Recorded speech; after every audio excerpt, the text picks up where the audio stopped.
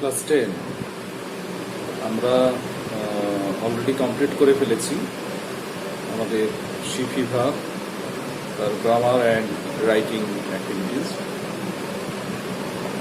আমাদের প্রিভিয়াস যে কমিটমেন্ট ছিল তোমাদের ক্লাসে আলোচনার পরে, যে আমরা দি ক্যাট অ্যান্ড্রু বার্টন প্যাটারসনে এটা শুরু করব।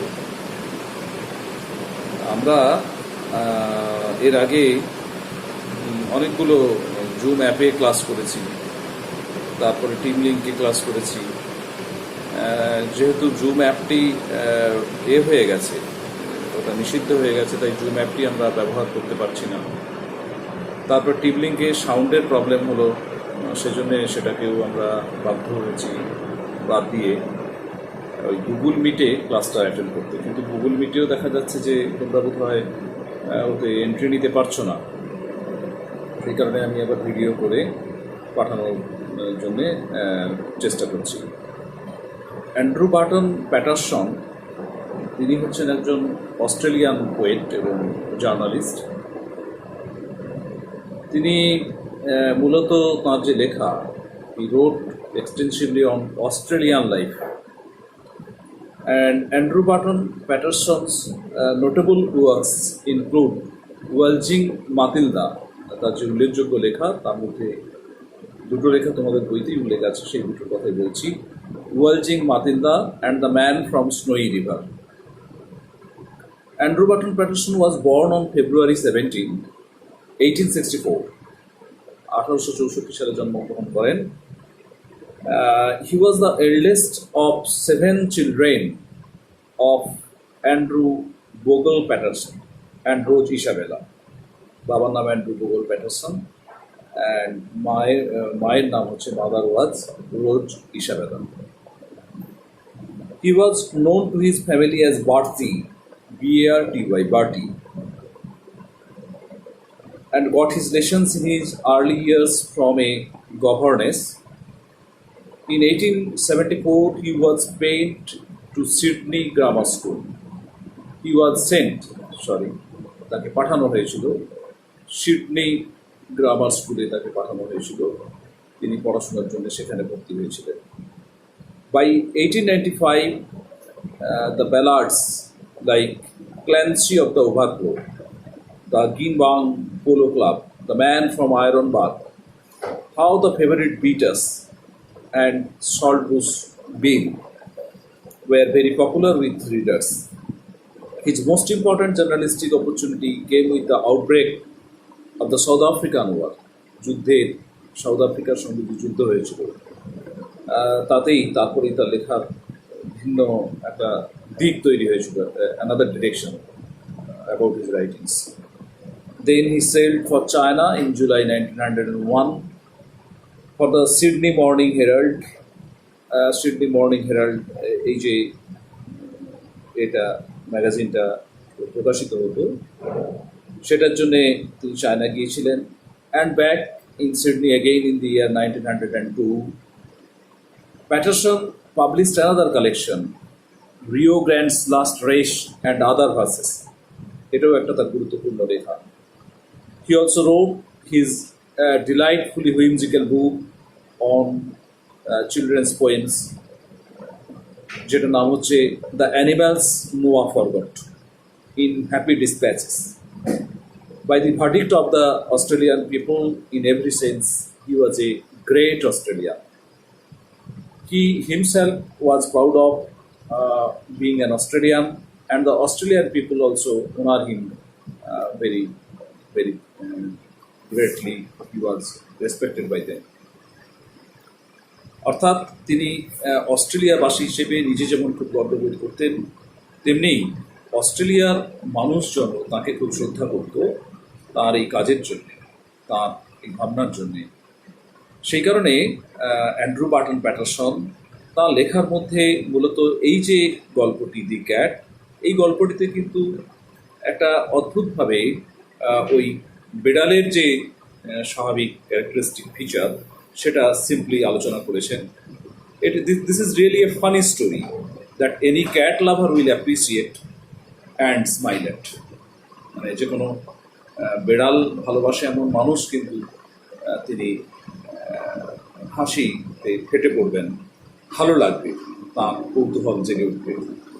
The text describes in minute details the daily activities of cats. প্রত্যেক দিনে বেড়ালের যে বিভিন্ন কাজকর্ম, সেই তার অ্যাক্টিভিটিস সেটা নিয়ে লেখা। The humorous narrative takes us into the world of cats. বেড়ালের জগতে আমাদের নিয়ে যায় and indicates to us that they may not be gentle and timid creatures only. কেবলমাত্র বেড়ালরা ভীরু এবং অত্যন্ত নম্র স্বভাবের হয় তা নয়। আমরা দেখতে পাই যে তাদের মধ্যেও যখন সন্ধে নেমে আসে তারপরে মূলত তাদের চরিত্রটা বোঝা যায়। এবং সেই কারণে আমরা ইউনিট 1টা পড়ি, তাহলে পরে বুঝতে পারবো। মোস্ট পিপল থিঙ্ক দ্যাট, বেশিরভাগ মানুষেরা ভাবেন, that cat is an unintelligent animal.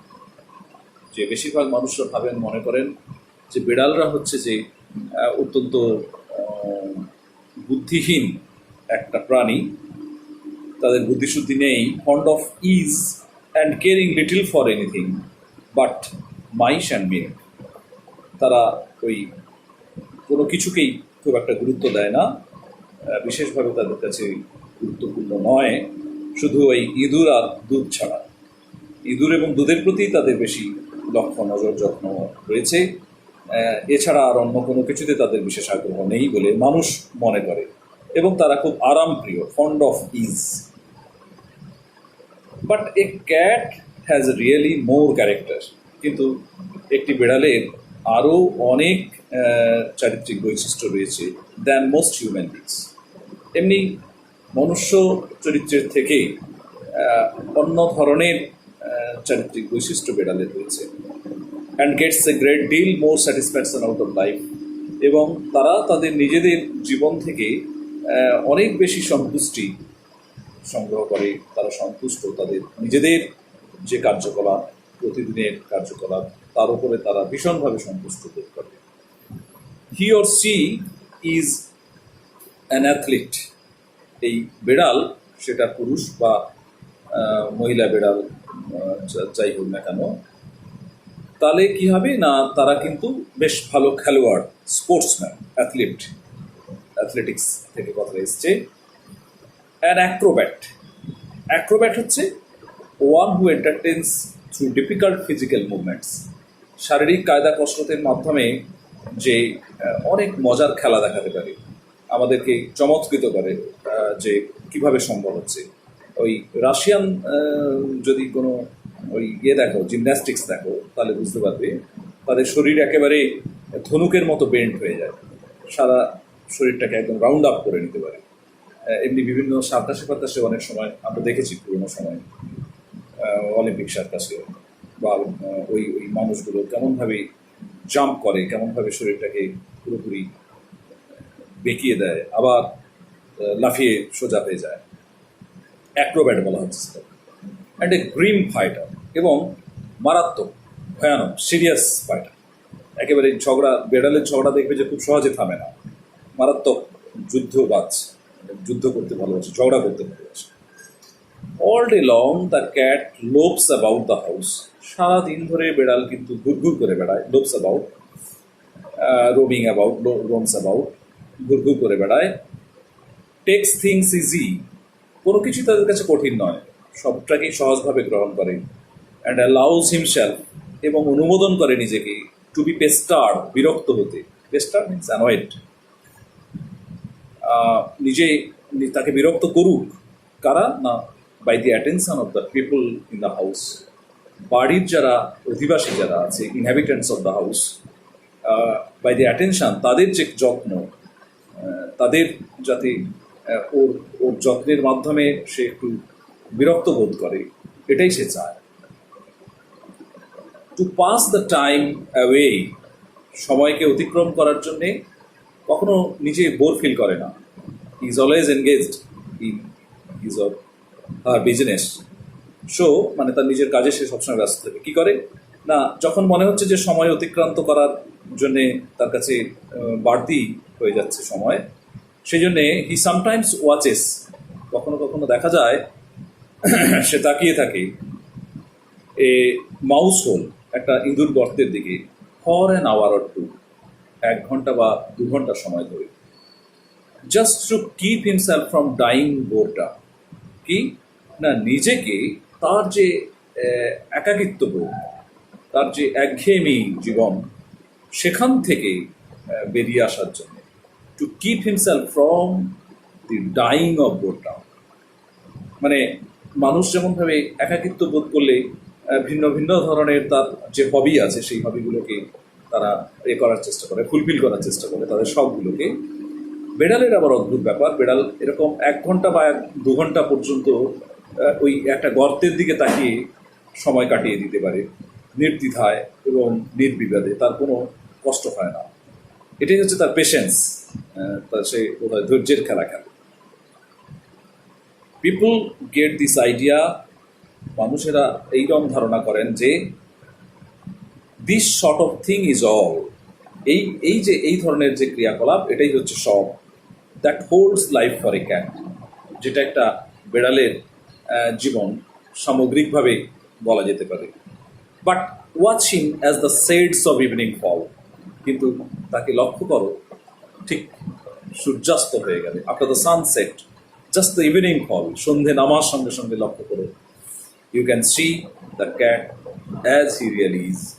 তুমি তখন দেখতে পাবে প্রকৃত বেড়ালকে, বিড়ালের চরিত্র কী, আসলে বেড়ালের ভাবমূর্তি কী, সেটা তখন বোঝা যায়।